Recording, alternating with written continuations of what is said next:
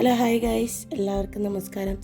ഒരു തുടക്കവും ഒരു ഒടുക്കവും ഇല്ലാത്ത ഒരു വീഡിയോ ഇതായിരിക്കും. ഈ വീഡിയോൻ്റെ മെയിൻ ഒരു ടോപ്പിക് എന്താണെന്ന് വെച്ചാൽ തൈപ്പൂയത്തിൻ്റെ തലേ ദിവസം ജനുവരി 31. സാധാരണ അമ്പലങ്ങളിലൊക്കെ അവസാന ദിവസമാണ് ഘോഷയാത്രയൊക്കെ വരുന്നത്. ഞങ്ങളുടെ ഈ അമ്പലത്തിൽ തലേ ദിവസമാണ് ഘോഷയാത്രയൊക്കെ വരുന്നത്. ലാസ്റ്റ് ദിവസം അല്ലാത്ത ഘോഷയാത്ര.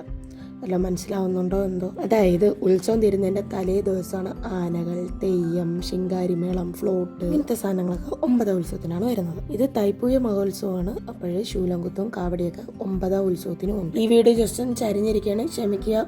പിന്നെയാണ് വീഡിയോ കണ്ടത്. ആകപ്പാടെ ഈ വീഡിയോ ഇച്ചിരിയുള്ളൂ. ഇതും കൂടി എടുത്തുകഴിഞ്ഞാൽ പിന്നെ ഒന്നും കാണും. ഈ വീഡിയോ കാണുന്ന ഈ രണ്ടുപേരെ നിങ്ങൾ എവിടെയെങ്കിലും കണ്ടിട്ടുണ്ടോ? കുറച്ച് ആൾക്കാരൊക്കെങ്കിലും അറിയാമായിരിക്കാം. കുറച്ച് ന്യൂസിലും ചാനലിലൊക്കെ വന്നിട്ടുണ്ടായിരുന്നു. ഇത് ഫദ്രയും ലക്ഷ്മിയാണ്. കഴിഞ്ഞ വർഷത്തെ കലോത്സവത്തിന് മിമിക്രിയൊക്കെ കാണിച്ച് ഭയങ്കര വൈറലായൊരു പെങ്കൊച്ചാണിത്. ഇത് പെങ്കൊച്ചാണ്, ആങ്കൊച്ചല്ല. പെങ്കൊച്ചിനെ നല്ല മുടിയൊക്കെ ഉണ്ടായിരുന്നു. ക്യാൻസർ പേഷ്യന്റിന് മുടിയൊന്ന് വെട്ടിക്കൊടുത്തു. അതിനുശേഷം പിന്നെ ഇതാണ് അവളുടെ കോലം. അപ്പൊ ഫുൾ ടൈം ആങ്കൊച്ചുങ്ങളെ കണക്ക് കിടക്കുന്നത്, ബൈക്കൊക്കെ ഓട്ടിച്ചാണ് നടക്കുന്നത്. ഇതവൈ ഇതെന്റെ സ്റ്റുഡൻസും കൂടി ആയിരുന്നു. അപ്പൊ നമ്മൾ വിഷയത്തിൽ നിന്ന് തെന്നിമാറിക്കൊണ്ടിരിക്കുന്നു. 9ാം ഉത്സവത്തിൻ്റെ നിറ, കലശം, കാവടി, ശൂലംകുത്ത് ഇതൊക്കെ കുറച്ച് കാണും. അപ്പൊ എന്റെ മോനൊരു കാവടി ഉണ്ടായിരുന്നു. ആ കാവടിക്ക് പ്രത്യേകത ഉണ്ടായിരുന്നു. എന്റെ അച്ഛൻ ഉണ്ടാക്കി കുഞ്ഞൊരു കാവടിയായിരുന്നു. പക്ഷെ അതിന്റെ വീഡിയോ പോലും എടുക്കാൻ പറ്റിയില്ല. പിന്നെ നമ്മൾ കലശത്തിന്റെയും നിറേന്റെയും കാവടിന്റെയും അങ്ങനെ ഒരു വീഡിയോ എടുക്കാൻ പറ്റിയില്ല. 3 ആനയൊക്കെ ഉണ്ടായിരുന്നു. അതിൻ്റെ ഒന്നും വീഡിയോ എടുക്കാൻ പറ്റിയില്ല. കൊച്ചിനെയും കാവടിയൊക്കെ കൊണ്ട് നടക്കുമ്പോഴത്തേക്കും വീഡിയോ എടുക്കാനുള്ള മെന്റാലിറ്റി ഒന്നും ഇല്ലായിരുന്നു. അതുമാത്രമല്ല, 11 മണിയൊക്കെ കഴിഞ്ഞ് ഏതാണ്ട് അമ്പലം എത്തിയപ്പോൾ ഘോഷയാത്ര അവനെ ഉറക്കാതെ എങ്ങനെയെങ്കിലും ഒക്കെ പിടിച്ച് നിർത്തി ആനേനെയൊക്കെ കാണിച്ചും. പക്ഷേ അമ്പലത്തിന്റെ വാതൊക്കെ എത്തിയപ്പോൾ ഉറങ്ങി. പിന്നെ അമ്പലത്തിൽ കയറുന്ന സമയത്ത് എങ്ങനെയൊക്കെ പിടിച്ച് ഉണർത്തി. പിന്നെ 2 വർഷം കൊണ്ട് അഗ്നിക്കാവടി, മഞ്ഞ നീരാട്ട് ഇതൊന്നുമില്ല. ഇതൊക്കെ ഉണ്ടായിരുന്നു, ഇപ്പം ഇല്ല. അമ്പലം പൊളിച്ച് ചുറ്റമ്പലം ആക്കാൻ പോവുകയാണ്. അപ്പോൾ അതിൻ്റെ പണിയൊക്കെ നടക്കുന്നുണ്ട്. ലൈറ്റായിട്ടാണ് ഇപ്പം എല്ലാം നടത്തുന്നത്. പിന്നെ ഗൈസ്, ഒരു വെറൈറ്റി സാധനം ഉണ്ടായിരുന്നു. ആനയെ കണ്ടില്ലെങ്കിൽ എന്താ, നിങ്ങൾക്ക് ഒട്ടകത്തിനെ കാണിച്ചു തരാം. ഒരൊട്ടകവും ഒരു കുതിരയും ഉണ്ടായിരുന്നു. ഒട്ടകത്തിന് ആദ്യമായിട്ടാണ് ഉത്സവപ്പറമ്പിൽ കാണുന്നത്. കുതിരേനെയൊക്കെ കണ്ടിട്ട് ചില അമ്പലങ്ങളിൽ കൊണ്ടുവരാറുണ്ട്, അതൊക്കെ കണ്ടിട്ട്. പക്ഷെ ഒട്ടകം ഫസ്റ്റ് ടൈമാണ് കാണുന്നത്.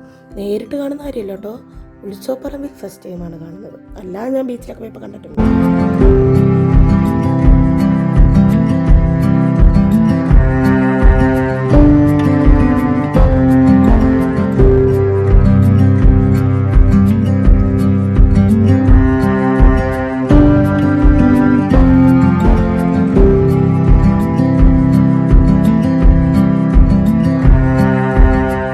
പിന്നെ ഒരു 4 ഫ്ലോട്ടും പിന്നെ ഈ സാധനവും ഉണ്ടായിരുന്നു. ഇത് സൂപ്പർ അല്ലേ? എനിക്ക് ഭയങ്കര ഇഷ്ടമാണ്.